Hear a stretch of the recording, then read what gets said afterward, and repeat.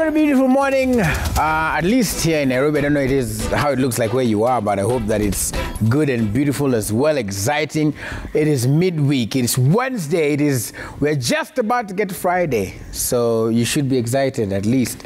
And every Wednesday here, we like to talk about health and lifestyle. So today we're focusing more on the lifestyle element, and it is, I don't know if I can call it a phenomenon, big word.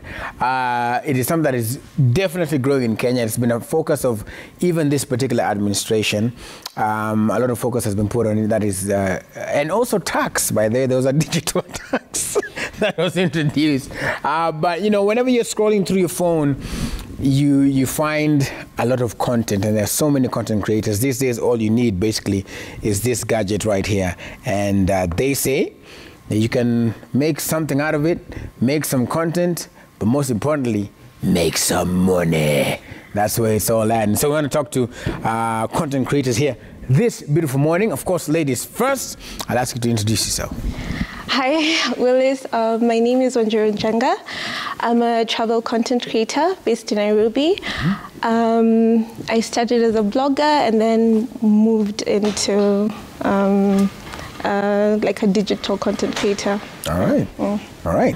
And yourself? Morning. Yeah, my name's Eli Mwenda. I'm also a content creator. I do men's lifestyle, fashion, and I also have a podcast called mantalk.ke. So I'm mostly on Instagram, a little bit on TikTok, but yeah, mostly Instagram. All right. So I guess I'll start with you again, back to ladies first, because, you know, my mom is watching. So tell me, like you said, you started as a blogger. So what like in that space, like what made you to start, like when you're in the digital space? When did you decide, oh, you know, I can actually start as a blogger, I can write, and then now you can graduate to travel content? It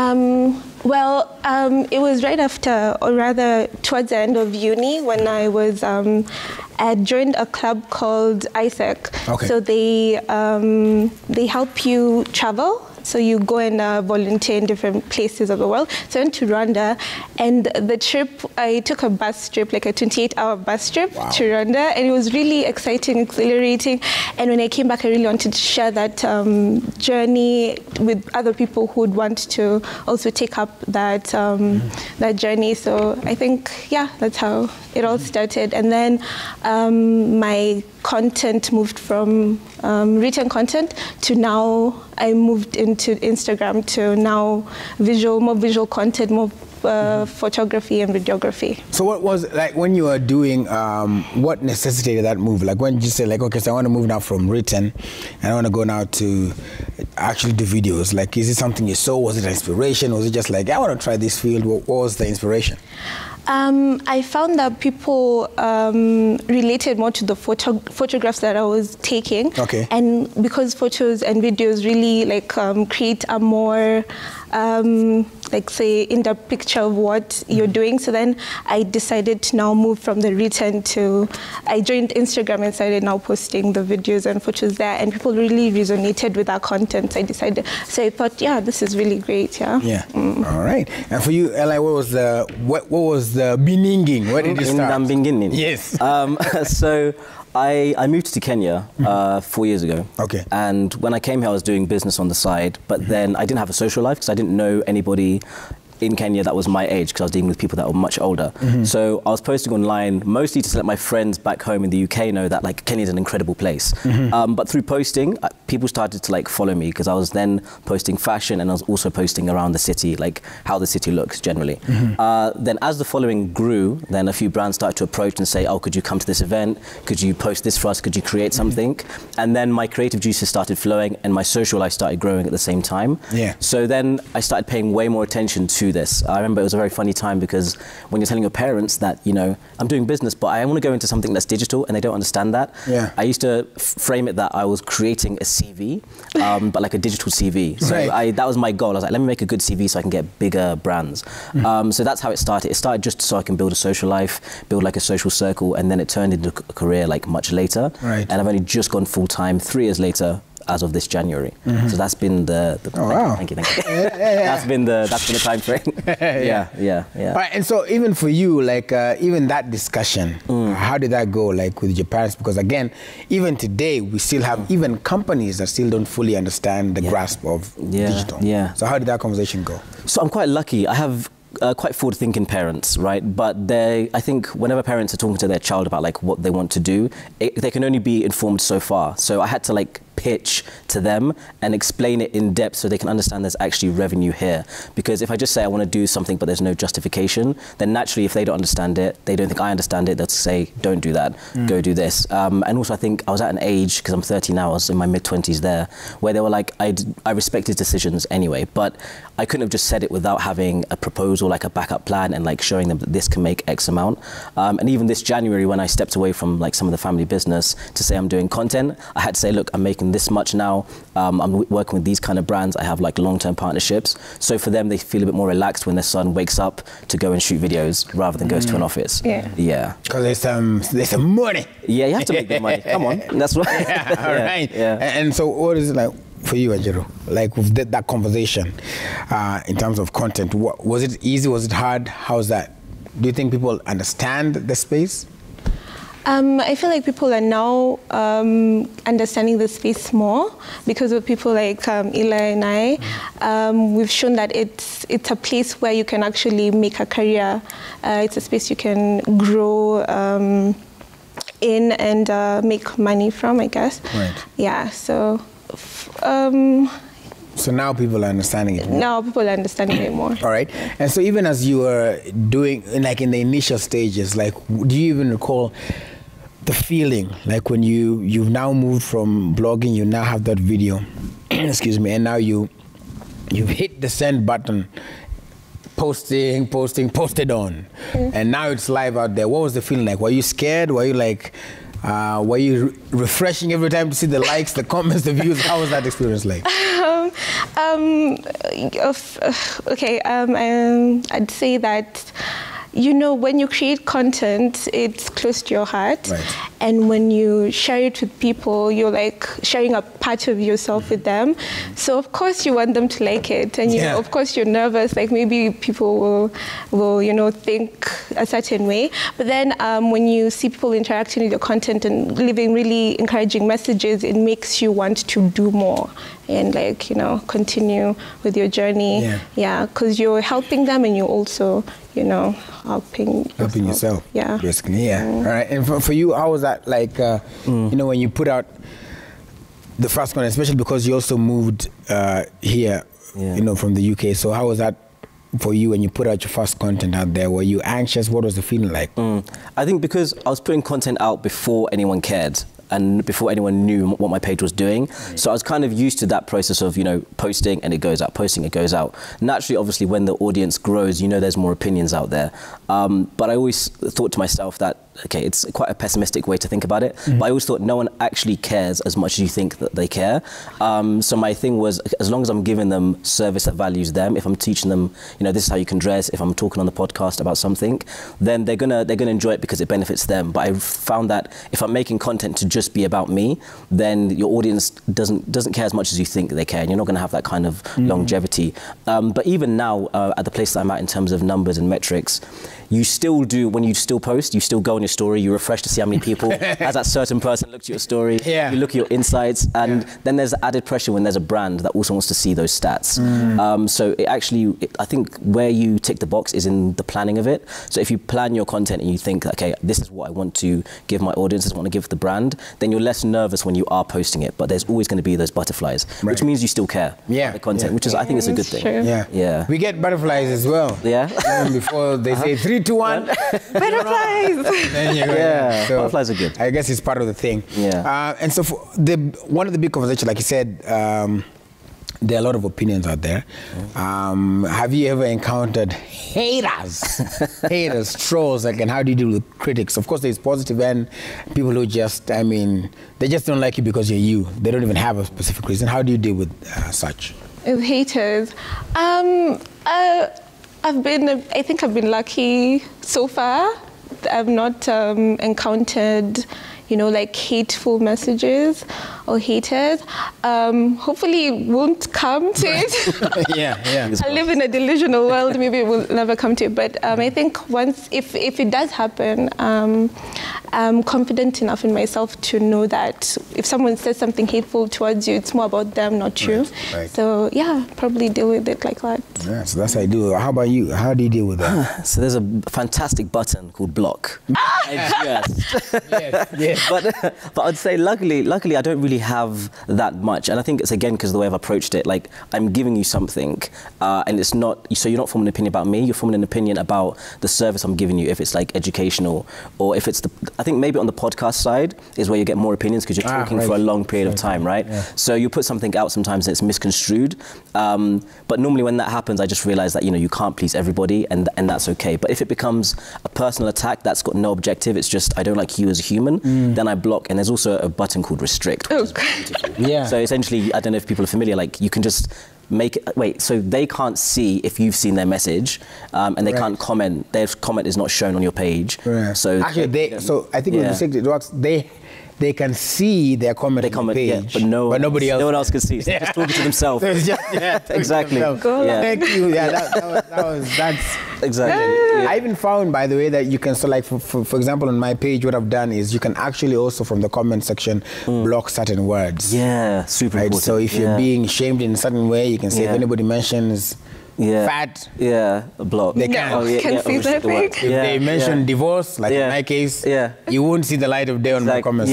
So that's just it's a good thing. You have to protect your space as well. Mental health. Yeah. So the other thing is, so we want to take a look at some of the. We'll start with you, Wanjiru, some of the content that you've created as well, just to get people to feel. And then I'll ask you a question right after that with Wanjiru. Yes, so we'll go ahead and see, let's take a look at this, and then she'll come back and tell us what was going on.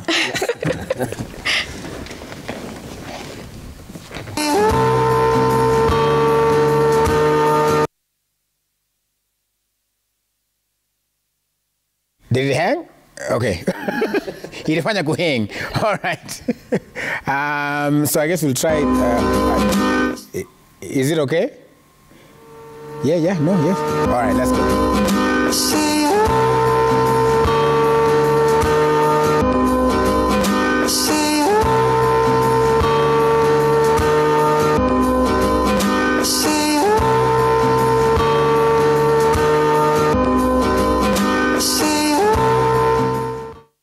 There was a time when, of course, whenever the algorithm, which is the biggest enemy, comes in, and there was a big focus now on videos. So even when you're creating that video, tell us about that particular video as well. What was it about? So I love shooting in Nairobi. And these days, actually, you can currently go to the CBD on Sunday and shoot. Like, you're not going to be disturbed by anyone. Yeah, there are a lot of people who actually on that, what's the name of that street? The City Hall is... Yeah, City Hall, City the one Hall at Jamia Mall. Jamia Mall. Yeah. Then also up next to, I don't want to mention the name of the brand, but GPO, behind GPO, there's like a big teleco brand there. So that's the place people shoot, right? Yeah, so now you can go to the CBD and shoot your videos and your pictures, and that's what I was doing there. That's what I was doing there. And then it happened to rain, and I was just like, you know what, I'm going to take this opportunity to dance in the rain. And actually, there's something that Instagram is doing. They're helping young content creators, fashion and street photography lovers to do the same kind of content. They're pushing for this type of content, and they'll have an event, a creators event, where they're going to celebrate people who love going to the streets of Nairobi to take pictures and showcase and express themselves in that way. Right. So like when you're in the streets of Nairobi as well, and you're making that content, it goes back to another question, like, what were you using? Did you have a professional camera? Was it your phone? Or did you trust enough kuweka simu hapo na kutembea kuiwacha record?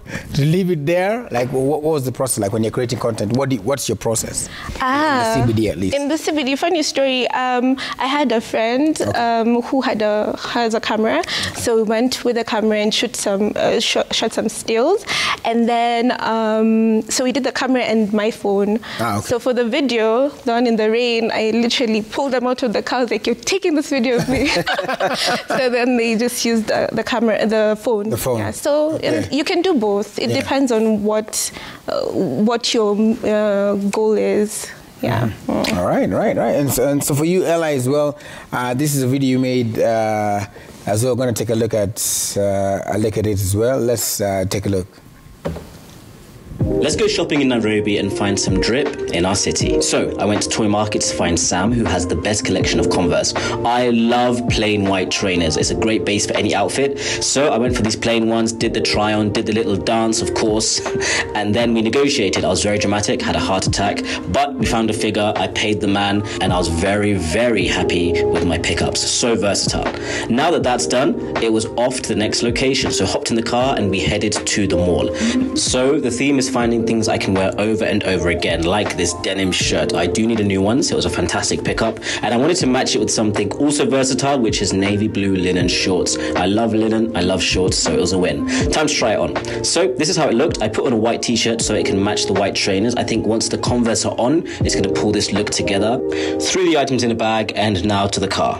So the outfit I've just put together is my version of drip. Simple, versatile pieces that I can get a lot of wear out of. Now I want to hear from you.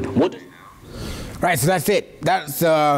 So of course at the end there, you asked us, what's our drip? All right, so when for you, like, what was the process of creating that? Was it the phone? What were you using? Okay, so that was again for the campaign she'd mentioned. So normally as a content creator, you're given a brief, right? So the brand will come to you and say, this is the messaging that we want to put across. So normally there's two ways it can go. If they want something that's candid and personable, then I would normally just use my phone and capture like impulsive and daily things. But if it's something that they want that's more like curated, more storytelling, then I'd then go for the professional camera, have somebody come and we create like a storyline. So for this one, because it was about like going around the city and picking out outfits, my way I started content was all about fashion content. So I took people on my journey of, okay, I'm going to go to Toy Market, for instance, and I'm going to go to the mall and build the outfit, and then the next video that I will be posting is now how to shoot that outfit in the city. So that all kind of stems from a brief. That's if it's a campaign. But if it's organic content, then a lot of the time it's going to be, okay, what did I do in my day? And that's just, I'll have my assistant or someone on my team to just follow me around with the camera during the day. That's normally how I come with my content. So if it's organic, it's very candid. If it's structured in a brand, then I'll then go and create like a storyline. Right. Yeah. So for you, like as well, like she mentioned the event as well. So when it's coming up, like how is it going to benefit the content creators? Yeah. So when I started, as I mentioned, I started shooting in the CBD back in 2019. And that was a time where brands weren't really paying money. You were making content just to make content and you just wanted to show your outfit. But now, 2023, whenever I drive through town on a Sunday, there's just so many like young guys with incredible style, taking incredible photos. So I think some brands have noticed that, like Instagram, and the whole idea of this campaign is to empower them, like you mentioned, because I think now we are allowed to shoot there without permits, having to like talk to soldiers very nicely. So shout out to Sakaja. Shout out to Sakaja. So it's a really good thing for creatives, because I think even where we are as an industry, there's a lot of talent like in the city, and the fact that now the main place in our city is going to allow creators to express themselves, it's an incredible thing. So this event is all about that. So there'll be people like ourselves that do this full time that'll be able to connect with upcoming creators, give them some tips and tricks as to how we shoot, what to do, what not to do when you're making content, and also the business side as well. So it'll be a lot of like interaction and conversation to help the next cohort of creators. So it's going to be a lot of fun. A lot of fun. Yeah, the big question, of course, the people ask is that how do you think, or do you place yourself in a way that brands can approach you? Like as a content creator, that's the dream, to have brands actually come and work with you. What are some of the tips you can give for those who are starting out and like, wow, I would one day want to be approached by Instagram as well? That's a good question.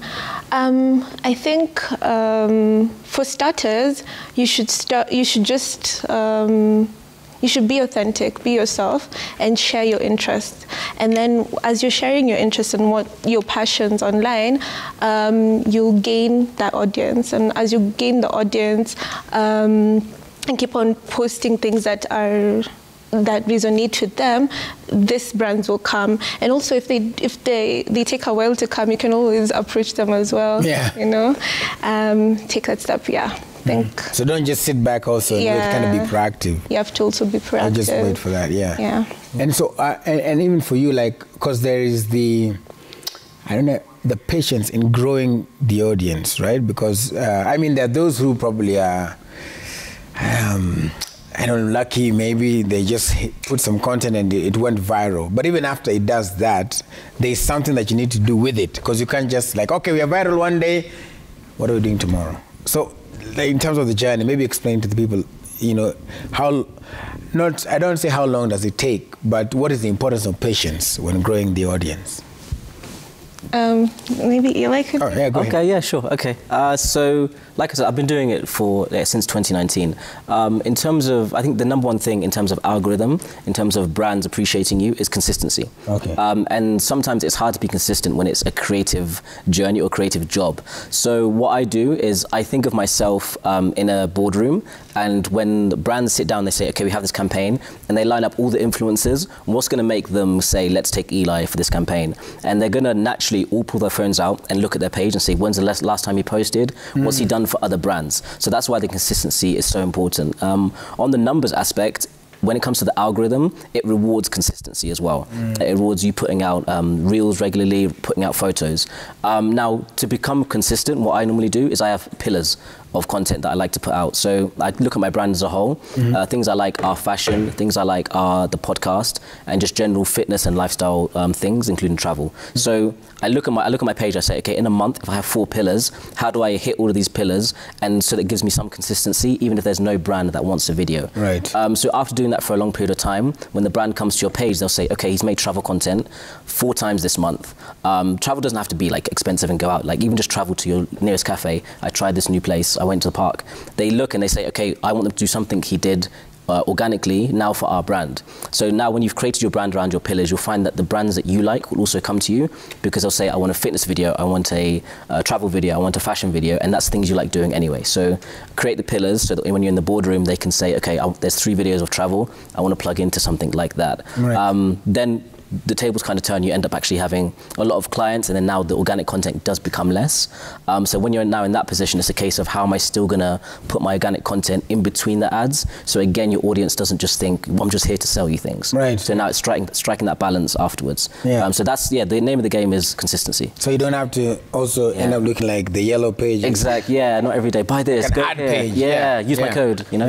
Yeah, right, okay, just buy. Exactly. So, and then I guess also, when you're picking out the audience for you, how do you deal with your audience, right? So how do you know when you're skimming through them, what are you looking at in terms of knowing, this is without the brand, knowing what it is that they like, what they respond to, like what's that journey like when you're sifting through your own content and seeing their response?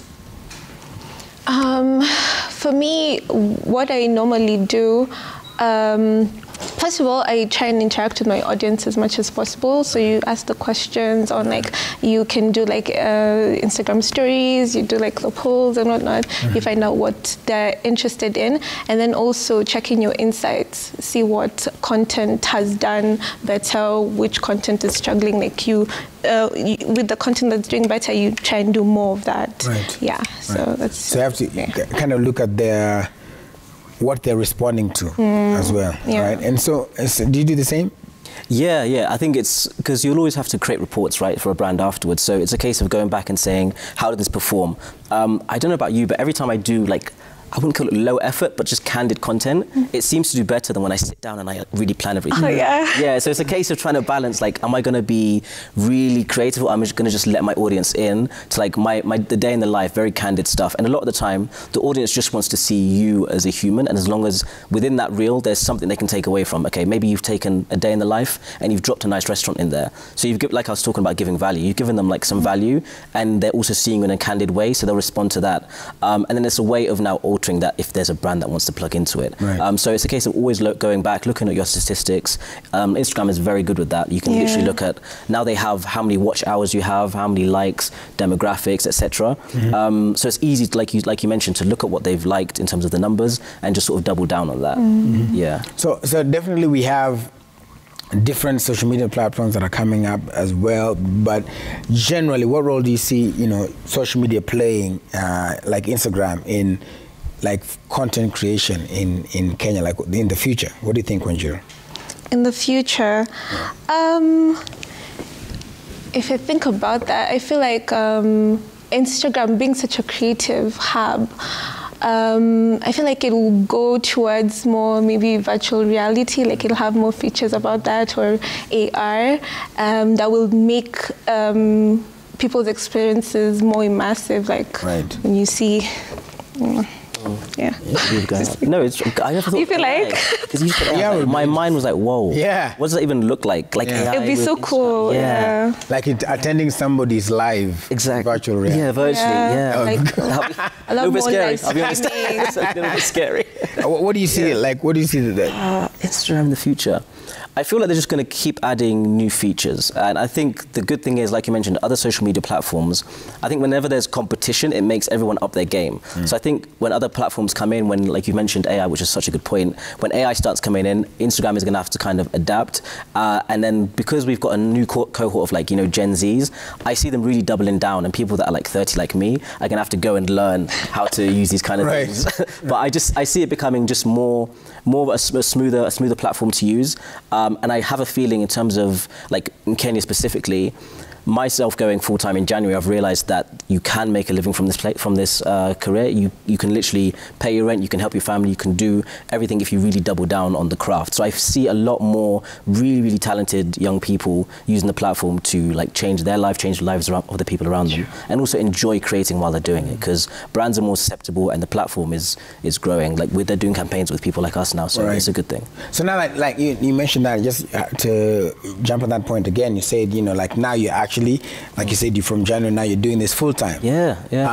And so then definitely it means that, do you think there's a place for digital and how digital can also impact the economy? Because if we talk to any government official, they're like, how are we going to make money? Loans. Exactly. Do you think it's going to get to a point where, we actually have an impact on the economy? I think 100%. Because I think in Kenya, I think the literacy rate is very high, but the employment rate is very low, which means there's a massive gap for creativity to generate revenue, and then have those unemployed youths now use this platform to do what they would have done in terms like financially in like a corporate or office job. So I see a lot more young people empowering themselves, and then I have a feeling it will just mean that the youth won't be as frustrated if they're given other avenues. It will be lovely to see just a bigger cohort like there are in other countries that are able to go full time, and I think that will boost the economy in general, because it will just, when there's more money generated from platforms and brands, rather than, how I see it is, rather than say a massive figure going on a billboard, a brand says I want to go on a billboard, if that figure is given to an individual, they make like 10 pieces of content and then they're able to pay rent and help their family, I think that's a much better use of people's marketing budget. I think it helps younger people rather than just paying a big corporation to put a billboard. And probably you'll have more return on investment. You can actually have a direct sale. Yeah, and a personal feel as well, right? From that as well. Yeah. Jiru, what do you think? Do you think that, it's possible that the future will be, we'll have more Eli's? We are doing this full time, this only. Do you think that will happen? Yeah, for sure. I feel like where we're heading right now, influencer marketing is going to be big. And I feel like brands will, double down on it, because there's so much value with using someone like Eli or I to promote your brand, So I feel like, for sure, influencer marketing is just going to get bigger in the future. And how do you... also going forward, because in any space there's definitely people who want maximum output and have minimum input. How do you make sure that as a creator you're also, you're not being taken advantage of, and that you're pricing right and stuff like that? Well, if I'm being honest, I struggle with the pricing. I do struggle with the pricing. I feel like I need to what's the word? talk to more creators. Yeah, get the random pricing that they're using. Yes, and then do better with that, like try and not get taken advantage of, like you said. Yeah. What do you think as well, Eli? That's literally the key. The key is just having conversations. Right. Exactly. I think last year I started a conversation online around rate cards. Yes, that's right. Yeah, yes, that's right. And then that's when I realized that no one's talking. Right. And if you're operating in silos, then when a brand comes, I'm not saying they're the enemy, but I'm saying when a brand comes and there's inconsistencies, they're going to go people that are charging much less. But I think if you want to grow as an economy, then if me and Manjiro after this were on the same campaign, we don't discuss what we're being paid, then we're never going to create an industry standard. Sure. So I think where we're going, there's way more money coming in. Please don't tax us highly. There's way more money coming in. There's media monitors are like, idea in today's meeting. 100%. Yeah. So the budgets are coming away from traditional media sometimes, away from like billboards to individuals. And when there is more money, there's more creatives, then it's a case of us talking, creating an industry standard when it comes to pricing so that we can make a living from this, because that's basically the key, communication. Yeah, right. True. Yeah. All right. Yeah. So also in the world of social media, there is a lot of people say it can kind of dilute authenticity. So how do you still remain Wanjiru? Like you're not getting pressure from other people to create your content in a certain way. You're not trying to create a certain persona that is not who you are. How do you remain you? Yeah, for sure. It can get a bit tough, I guess. But the thing is, you have to remember what made you start in the beginning. Like, what was your, what inspired you to start, and try and stick to that. And then really try and be as authentic as possible. Just keep true to yourself, I'd say that. Yeah. Basically. All right. And for you, Eli, same question? Like to keep my anchor. Okay, I think how I mentioned, I'm quite a structured person. Okay. So I try not to go on feeling. I try to go on like stats. So when I look at my page, I just make sure that as much as there's branded things, as much as there's collaborations, there's still an element of my audience. There's still an element of me, that my audience gets to see daily, if that's stories. And then it makes me not think of myself as just a marketing machine. So if I'm authentic on my platform and I don't get too involved in the noise, then I feel that my audience will connect with me, and I'll keep being consistent when it comes to being authentic and having discussions and having important discussions. I think the lucky caveat that I have is also having a podcast running alongside it, where I get to be very candid and like have conversations on a human level rather than always creating. Yeah. All right, and the same thing also in social media. There are times when because it becomes like a community, right? Like, for example, you said you started the conversation about rate cards, and everybody came up with interesting rate cards. Yeah. Ilikuonyesha kweli where you are. Okay, so I guess also in a space where you're still trying to remain authentic, and there are some hot button issues. There are societal ills that are happening. So what do you do? Like if there's like a trending conversation, and do you jump into it, Wanjiru? Like if there's something that people are really talking about and you have an opinion, do you jump in, or do you say like, let me just chill because I don't know how, and I don't really get involved in it? What's your opinion? Well, it depends on what the topic is. Like if it's close to my heart, I'd totally speak up about it. Okay. Because you can't just be afraid of, what people will think. Yeah. You just go for it and come and buy. Come buy and buy. Right on. And for you, Ella, as well. So you have a podcast as well. Yeah. Man Talk, where definitely people be talking. Yeah, we talk. So like, first of all, what, like in that space, because that is a space where I guess when you ventured into Boy Shout, they didn't really have like a place where they understood, so you tackle different issues, right? So what made you start it, for example? So I felt a need to be having these conversations, and I didn't want it to all be on my platform. Then I met my incredible co-host. He's called Oscar Comer. So he's a lawyer by profession, and then I was a businessman by profession. And we both found that we had similar views when it came to the world, and we'd had similar conversations in our individual lives. And we realized there's a lot of pain when it came to men's issues and just societal ills, right? Things like unemployment, etc. So what we decided to do is come up and start being the foundation of these conversations, where guys can come. It's a safe environment. We're going to tackle the issues as best we know how, and we're going to also invite like thought leaders, etc. We need you on at some point. I'd love that. Thought leaders to come on and just have conversations. So, for instance, if it was you, you'd come and tell young people, okay, this is how you make it in the media industry. This is what you do. This is what you don't do. Again, back to the thing of offering some sort of service. And then what we found, we started saying, yes, this is Man Talk for Men, but the women want to hear what the men are thinking. So then we said, let's also make it a place where two genders can come and tackle gender issues. Because a lot of the time, people either stay with their boys and discuss things in the bar, and the women stay at their friend's house and discuss things just as them, but they never discuss it together. And then that creates echo chambers. So our whole thing was to dispel those echo chambers and have just candid conversations online. Through doing that, we've really seen that we can start convos and people feel comfortable and the conversations carry on after the episodes. So it's an incredible platform. I'm really proud of it. It's called mantalk.ke. I think we have a snip of it. Let's take a look at what it looks like, what the men be talking about. So just in case people are wondering what it's like to be a man trying to be a positive one, it's a lonely journey. Yeah. And that's why we literally made this podcast. So there's a reference point. Yeah. Because if I started credit to where it's due.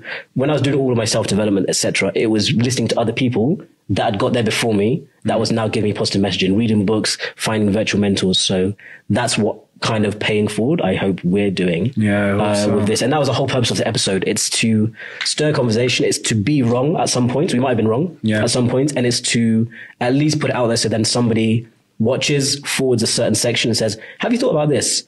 Okay, I think it's wrong, but maybe if I go and have a read, okay, they had a point. Or actually, that's resonated with me. I've always thought this, but I've never articulated it in a way, you know? So that's why I love sitting in this chair. That's why I enjoy it. So I think it's been edifying. Yeah, it's a lonely journey, people. It's a lonely journey. It's a lonely. But what do you think about, issues like that where, like you said, initially, and that happens with content as well. So initially, maybe you're making it and you're saying this is going to be for men, hip hip hurrah, beer bellies and everything. Okay, fit six packs as well. And then all of a sudden the ladies are like, no, but we want to kind of listen to this as well. So I guess as a content creator, like, I guess you have to be kind of versatile and ready to listen to people. Why do you think that is important?